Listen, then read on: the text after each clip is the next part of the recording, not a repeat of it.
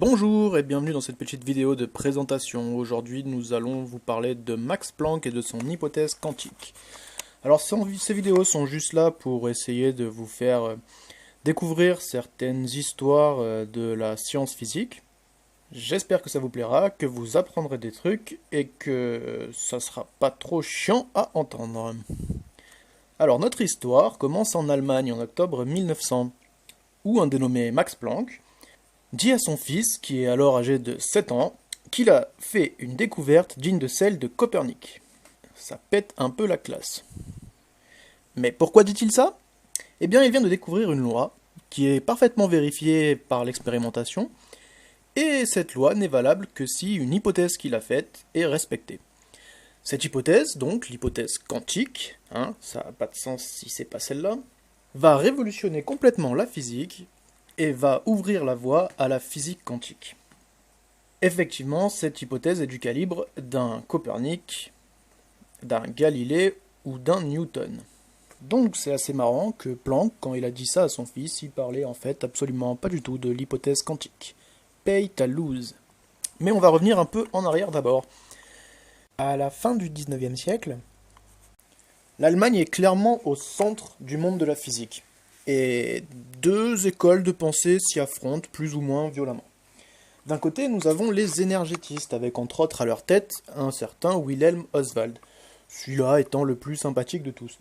Les énergétistes pensaient que la première loi de la thermodynamique, que l'on ne expliquera pas, parce que j'ai pas envie de parler de ça, mais en gros tout ce que ça veut dire c'est qu'il y a conservation d'énergie lors d'une transformation.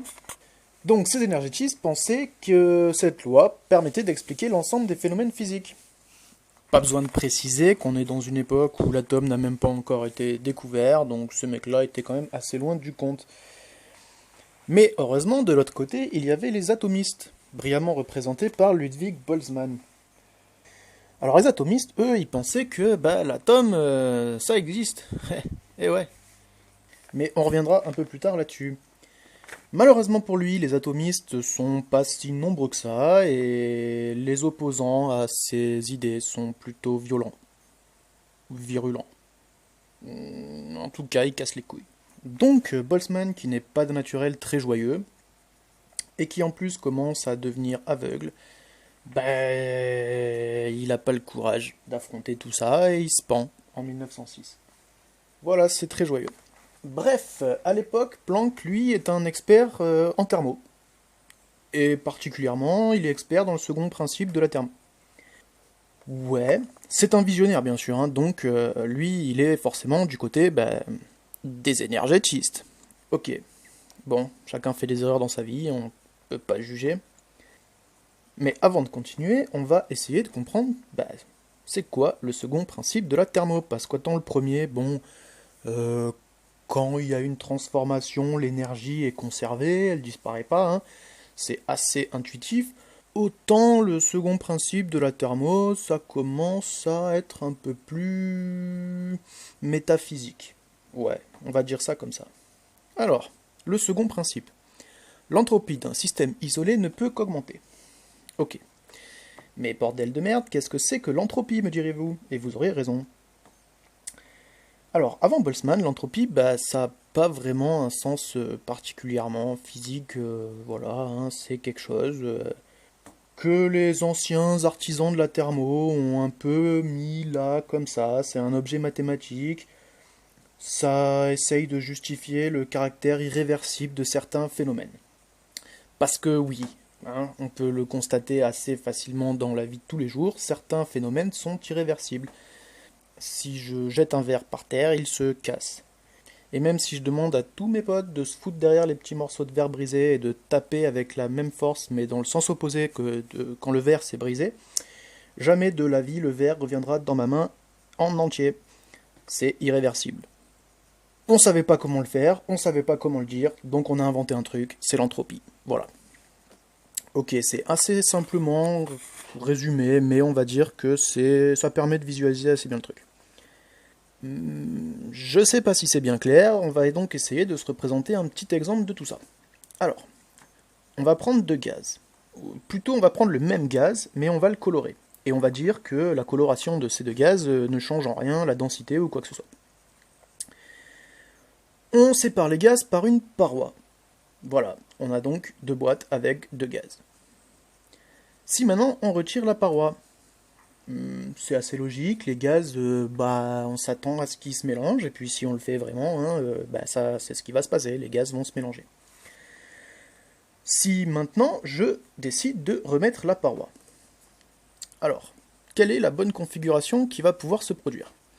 Est-ce que on aura juste les deux boîtes mais avec les deux gaz mélangés, ou est-ce que spontanément, sans raison particulière, les gaz colorés en bleu vont se foutre sur la gauche et les gaz colorés en rouge vont se foutre sur la droite? Intuitivement, ouais, ça risque pas d'arriver ce cas-là. Il n'y a pas de raison que ça se passe et je vois pas trop pourquoi les gaz reviendraient dans leur état initial par eux-mêmes. Donc ça paraît assez facile, mais ouais, faut savoir que les lois de la physique, elles empêchent pas ça d'arriver. Donc c'est assez bizarre, parce que dans ce cas-là, pourquoi ça n'arrive pas?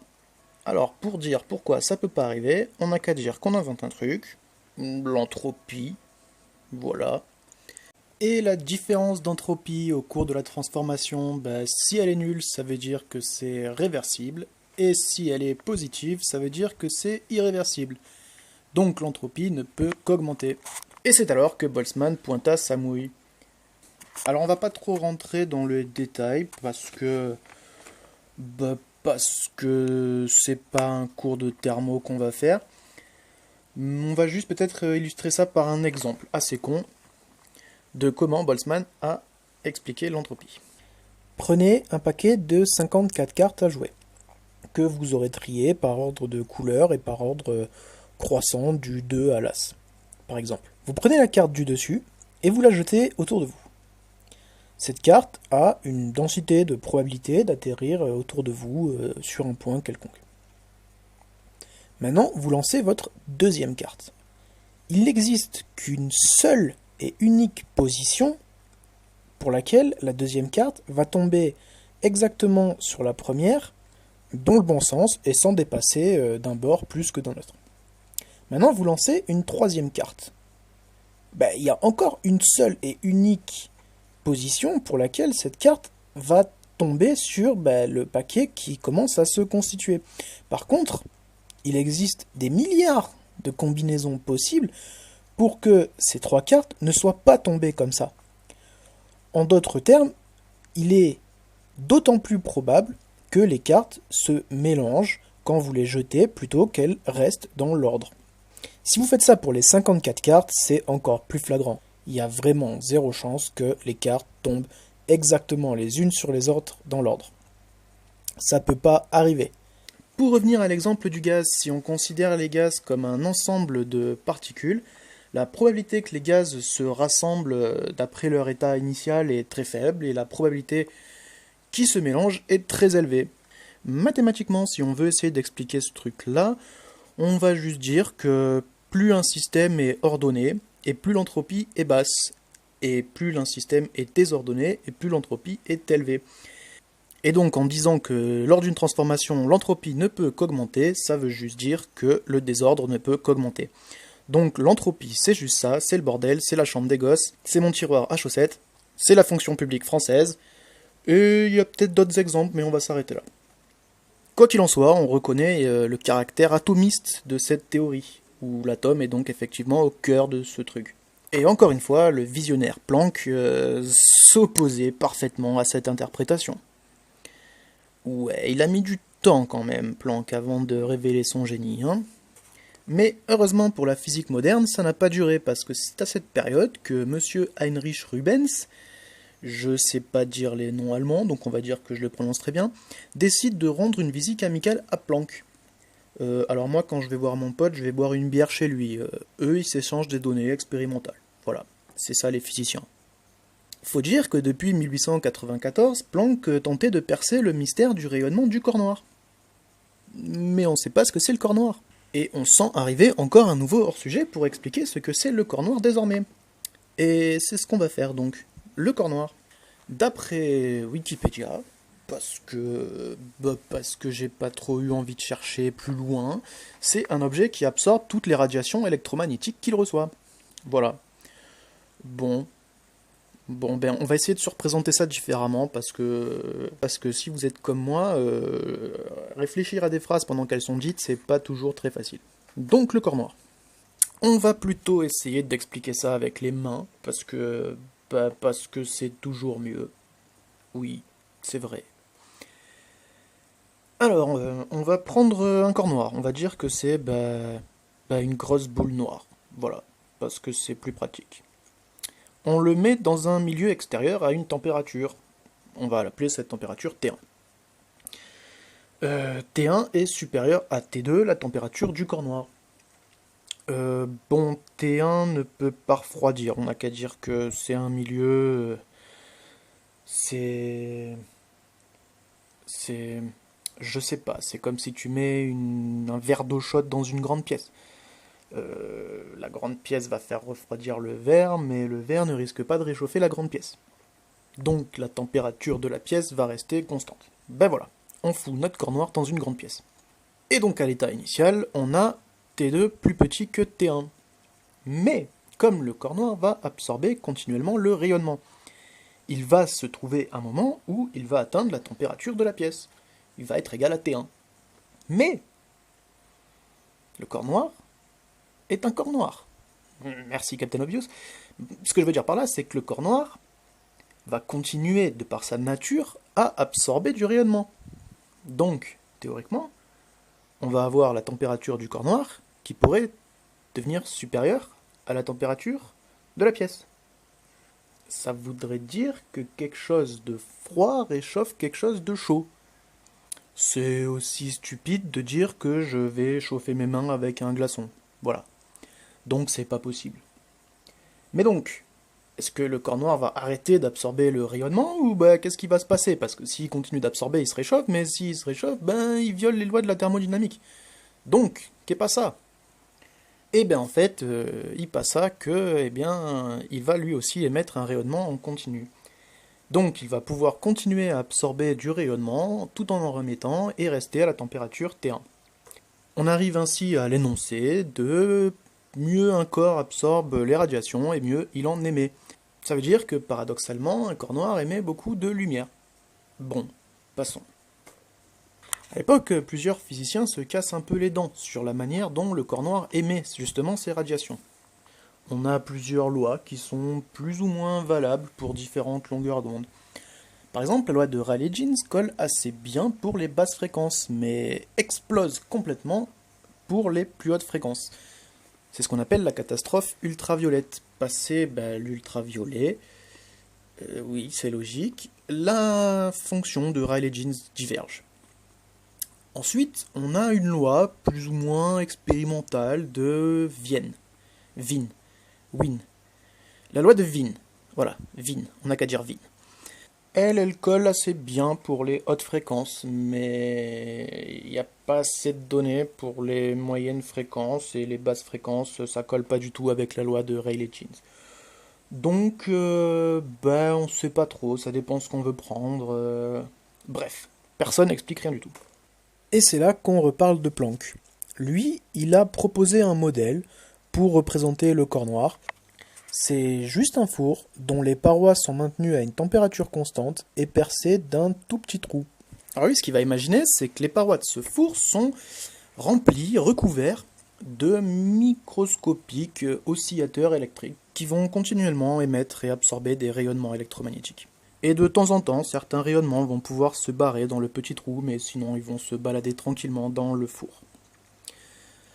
Bien sûr, tout ce petit bazar est à l'équilibre. Ça veut dire que les rayonnements de l'intérieur ainsi que ceux qui s'échappent ne peuvent pas changer quelque température que ce soit. Et à l'équilibre, un certain Hertz, un physicien assez célèbre, a déjà étudié tout ce petit truc et il a pu établir une relation entre l'énergie qui se trimballe dans la cavité et l'énergie de chaque petit oscillateur. Cette relation, c'est celle qu'on voit ici. Alors, On va peut-être pas l'expliquer parce que c'est pas trop utile dans une petite vidéo comme celle-ci, surtout que c'est assez compliqué. Mais tout ce qu'il faut savoir, c'est qu'ici, U c'est l'énergie moyenne de la densité par unité de volume. Donc c'est une densité d'énergie. C'est-à-dire qu'on prend l'énergie de toute la cavité et qu'on fait une moyenne sur son volume. Cette énergie, c'est pour une fréquence donnée. C'est pour ça qu'il y a l'indice nu. Nu est donc la fréquence à laquelle on regarde cette énergie. Dans la relation, on a C. Alors C, c'est juste la vitesse de la lumière. Voilà. Puis vient ρ. Et c'est ça qui nous intéresse plus particulièrement. Alors ρ, c'est juste l'énergie mécanique moyenne d'un oscillateur pour une fréquence donnée. Oui. En gros, on regarde l'énergie mécanique de tous les oscillateurs et on fait une moyenne sur les oscillateurs. Donc, me diriez-vous, C, on le connaît, c'est la vitesse de la lumière. Nu, c'est la fréquence à laquelle on regarde, donc on la connaît aussi. On n'a plus qu'à trouver ρ. Et ρ, l'énergie mécanique d'un oscillateur, bon, t'as aucune idée de ce que c'est ce truc-là si t'as pas fait un peu de physique, mais tu peux te dire que c'est pas si difficile à trouver que ça. Eh ben si, en fait. Planck, il n'y arrive pas à trouver ça. Mais pourquoi il n'y arrive pas? Principalement parce que il veut continuer à expliquer tout ça de façon énergétiste. Et comme c'est un peu de la merde, il n'a pas beaucoup de chance de trouver grand-chose. Et c'est à ce moment-là qu'arrive Heinrich Rubens, le mec dont on a parlé tout à l'heure et que j'ai fait un gros HS entre-temps. Le dimanche 7 octobre 1900, les époux Rubens décident de venir faire le barbecue chez la famille Planck. Rubens y vient de passer quelques années dans sa cave avec un pote à lui à mesurer le rayonnement du corps noir expérimentalement. Et il a trouvé des trucs intéressants. Ce qu'il a trouvé, c'est que, effectivement, à faible fréquence, la loi de Rayleigh, elle est plutôt bonne, mais elle diverge pour les ultraviolets, comme on en a déjà parlé. En revanche, la loi de Wien, elle est plutôt pas mal pour les grandes fréquences. Mais bon, pour le reste, elle pue un peu du cul. Donc au final, on n'a toujours pas de loi qui explique quoi que ce soit. Quand Rubens se casse, Planck va s'enfermer dans son bureau et demande à sa femme de lui préparer un café. Plus tard, quand cette dernière se ramène avec la tasse, il lui dit « J'ai trouvé une formule qui devrait plaire à Heinrich ». Alors ça, c'est quand même plutôt la classe, parce que le mec qui vient de trouver un truc que tout le monde se casse les dents dessus depuis 15 ans, il a fait ça avant même que sa femme lui rapporte un café, et il le dit d'une manière assez sereine. Il y a peut-être beaucoup de légendes là-dedans, mais je trouve ça cool.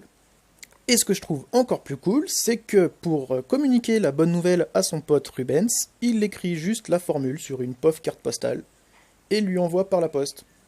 Cette formule, c'est celle qu'on connaît maintenant comme la loi du rayonnement du corps noir, et l'a communiqué comme ça, l'a trouvé en si peu de temps, et c'est juste plutôt la classe quand même, non?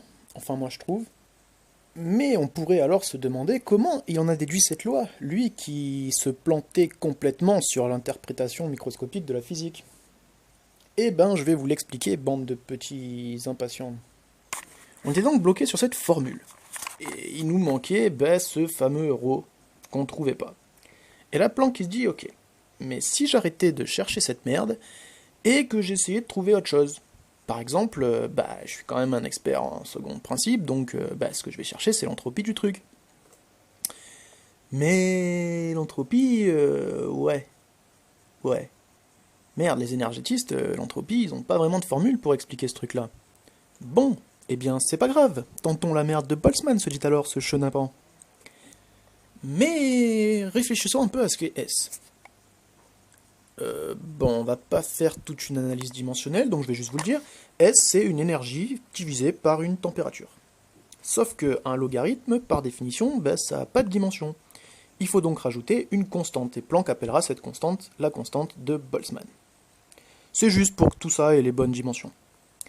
Bon, maintenant on repart. On a donc ça, on connaît S, mais on ne connaît pas oméga. Alors, oméga, faut se rappeler que c'est le nombre de combinaisons possibles.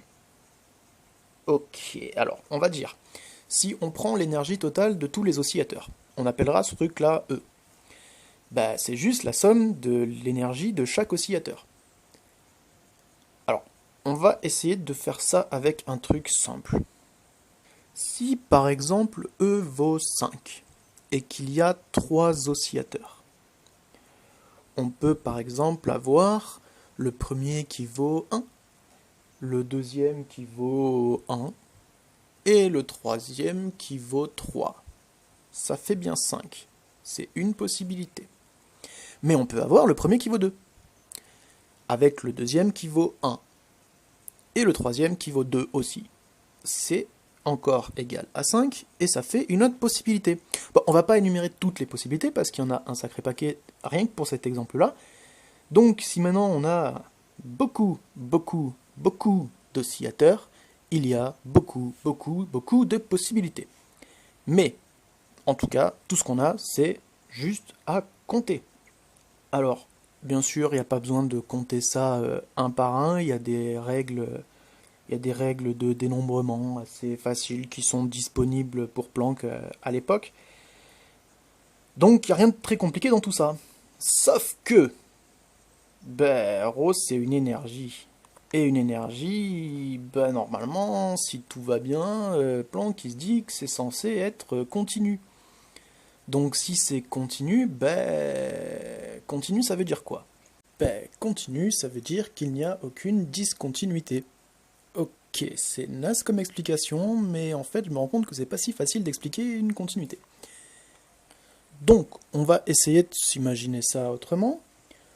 On prend une droite, on va d'un point A à un point B, et on y va sans lever le stylo. C'est continu. Ouais. La continuité, c'est ça. C'est d'aller d'un point A à un point B sans lever le stylo. Voilà, faudra vous y faire.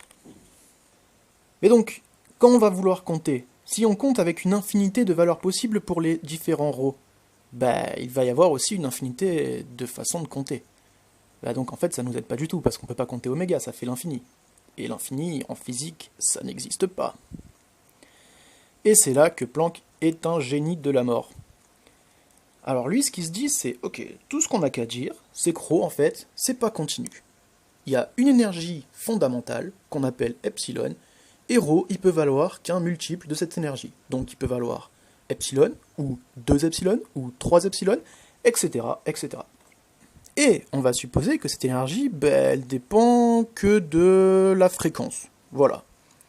Bon, bien sûr, vu qu'une énergie ne peut pas être égale à une fréquence, parce que une énergie, c'est une énergie et une fréquence, c'est une fréquence. Hein, c'est comme dire qu'un mètre, c'est égal à une température. Ça n'a pas de sens. On va mettre une constante devant tout ça. Une constante qui sert juste à donner la bonne dimension au truc. Au final, on a donc epsilon égale h fois nu. H, c'est ce qu'on appellera plus tard la constante de Planck. Et ça, c'est l'hypothèse quantique. Alors ça paye pas de mine, c'est tout con, et pourtant, c'est de la révolution en boîte. Alors, pour les mecs qui font un peu de physique, on a tellement l'habitude de servir de ce raisonnement maintenant que ça nous étonne plus trop en fait. Et pour les mecs qui pigent rien du tout en maths ou en physique, c'est bien cool, mais il n'y a rien d'exceptionnel là-dedans. Alors, pour essayer de vous montrer pourquoi c'est si génial et pourquoi cette idée sort de nulle part, j'ai fait un petit exemple. Imaginez 2 secondes. Vous baladez dans un jardin d'enfants. Ouais, je vois pas trop ce que vous foutrez là si vous n'avez pas d'enfants, mais on va dire que vous vous baladez dans un jardin d'enfants. Et là, vous regardez un gamin qui fait de la balançoire. On va appeler ce gamin le gamin classique. Et c'est lui. Voilà. Il se balance. Il n'y a rien d'inhabituel là-dedans. Il est moche, mais ça c'est parce que c'est moi qui l'ai dessiné, mais il n'y a rien d'inhabituel. Et puis, vous regardez à une autre balançoire, et là, vous voyez un autre gamin. Celui-là, on va l'appeler le gamin quantique. Et là, vous vous dites, ok, là, il y a un problème. C'est juste pas possible. Et donc maintenant, on va essayer de deviner lequel de ces gamins est le meilleur modèle pour un oscillateur électrique. Quel est le modèle que Planck a choisi? Eh c'est lui. Voilà. Et l'hypothèse quantique, c'est ça. Donc, on va dire qu'à l'époque, ça n'a pas été très bien compris, ce truc-là. Hein. L'hypothèse quantique, même Planck, il n'y a pas cru sur le moment. Parce que, ce gamin, dans la représentation macroscopique de la réalité qu'on a, il existe juste pas. C'est pas possible. Hein. Enfin, ou alors c'est moi, mais non, c'est pas possible. Si vous pensez que c'est possible, c'est vous qui êtes fou. Mais voilà, l'hypothèse quantique, c'est ça, c'est complètement taré. Et pourtant, c'est à la base de plein de trucs. Mais on va y revenir. Donc on va résumer. Grâce à son hypothèse, Planck maintenant, il a toujours cette expression, ça ok. Il a toujours S, ok, mais maintenant il peut calculer ce truc-là. Il peut calculer oméga. Voilà. Et là, on est content, on a oméga, on peut calculer S, c'est trop génial, ouais, voilà. Ok, mais putain de merde, c'est quoi le rapport avec ce qu'on cherche à la base? Eh ben, c'est là qu'une nouvelle fois, la thermodynamique va venir en aide à Max Planck. Alors, je vais pas trop rentrer encore une fois dans les détails de la thermodynamique, mais en thermo, on a cette expression-là. La dérivée de l'entropie par rapport à l'énergie d'un système est égale à 1 sur la température. On a l'entropie, mais l'entropie, elle dépend pas de ρ, elle dépend de oméga. Elle dépend du nombre de combinaisons possibles. Elle dépend d'un nombre n avec lequel on a rempli chaque oscillateur avec un nombre d'énergie fondamentale. Mais sauf que ρ, c'est n fois cette énergie fondamentale. Donc en fait, ρ dépend de n aussi. Donc on peut réécrire cette expression comme ça. Bon, et on va pas faire de maths, promis, même si la physique c'est des maths, mais bon, peu importe. Finalement, on a cette expression. Et donc, il nous reste plus qu'à dériver ce truc-là pour trouver n en fonction de t. Puis comme n dépend de ρ, on va pouvoir trouver ρ. Promis, on ne fait pas de maths plus que ça. Et on a donc comme promis ρ en fonction de la température et d'une fréquence donnée. On n'a plus qu'à injecter tout ce petit bazar dans l'expression initiale de U, et on a enfin la densité d'énergie moyenne de la cavité en fonction de la fréquence, c'est ce qu'on voulait. Et ça dépend aussi de la température. Ça c'était pas forcément prévu, mais en tout cas c'est pas mal. Sauf que, pour Planck, c'est pas possible. C'est pas possible pourquoi? Parce que l'énergie c'est continu. Ça peut pas être discret. Donc maintenant, ce qui reste à faire, c'est cette constante h qui nous permettait d'avoir des multiples d'une énergie fondamentale. On va la faire tendre vers 0. Et en faisant tendre ce petit truc-là vers 0, on va pouvoir avoir une énergie continue. Voilà, donc on le fait. Et on retrouve en fait la loi de Rayleigh.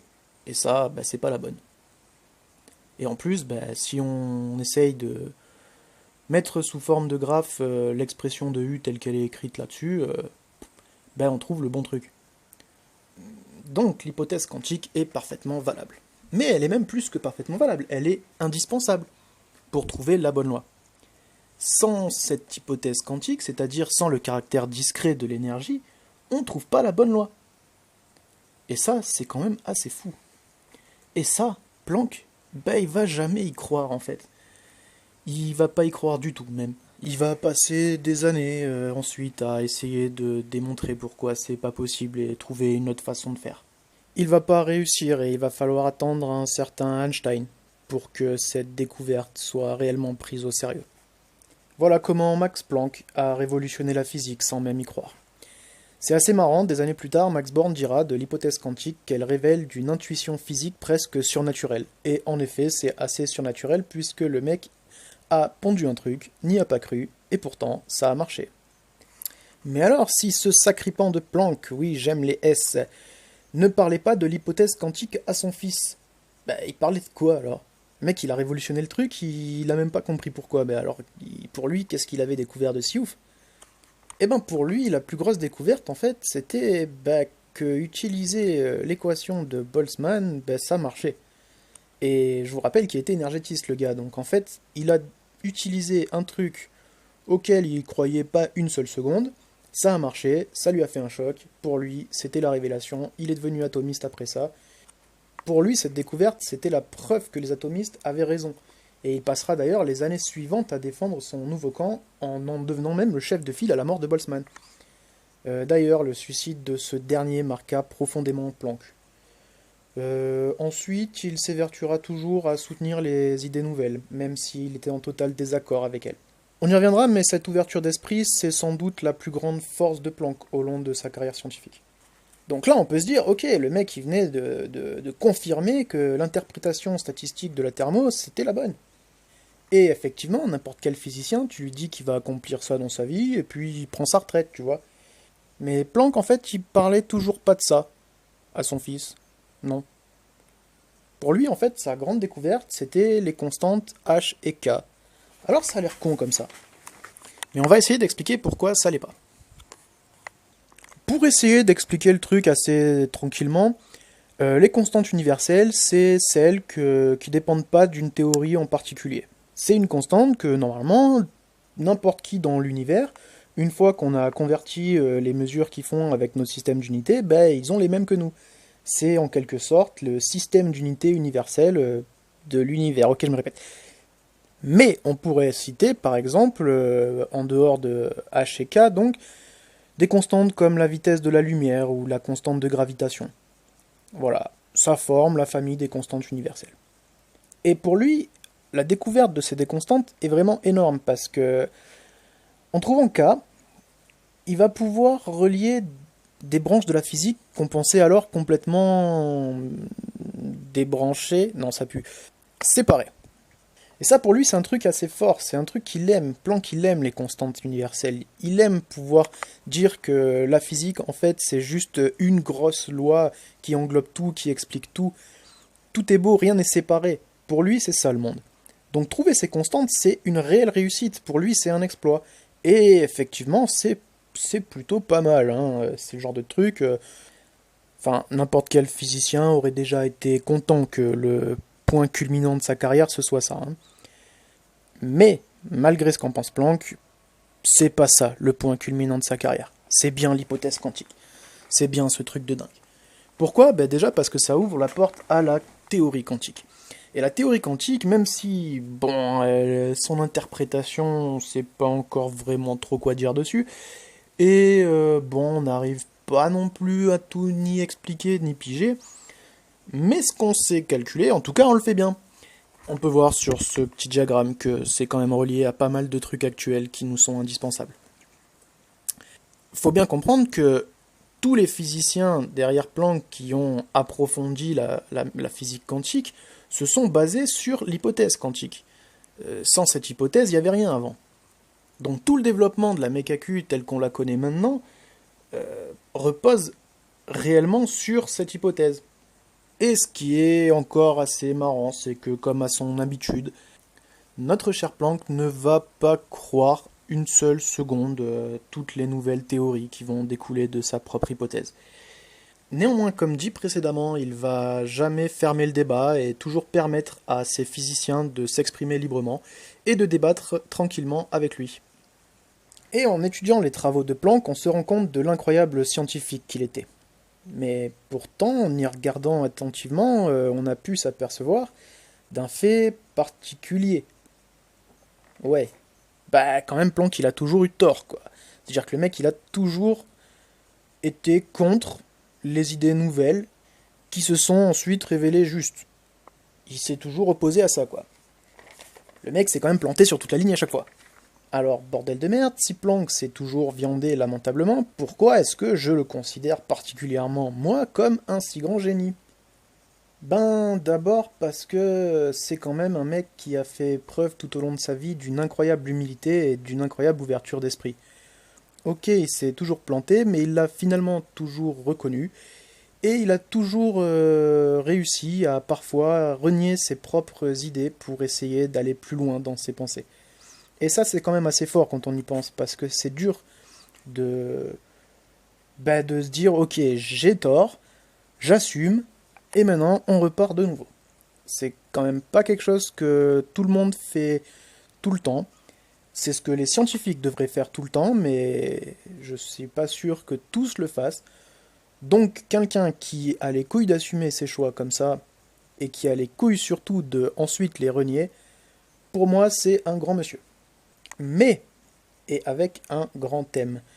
Pour moi, particulièrement, pourquoi Planck est un génie de la mort qui tue, c'est parce que il est l'unique scientifique dont la découverte est véritablement un pur coup de génie sans précédent et venant de nulle part. Et si on expliquait?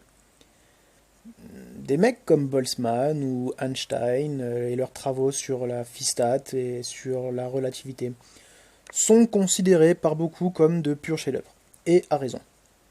Mais ces travaux sont dans la continuité de leurs prédécesseurs, respectivement Maxwell et Poincaré. Cela n'enlève absolument rien à leur génie, mais l'hypothèse quantique, en revanche, ne sort véritablement de nulle part.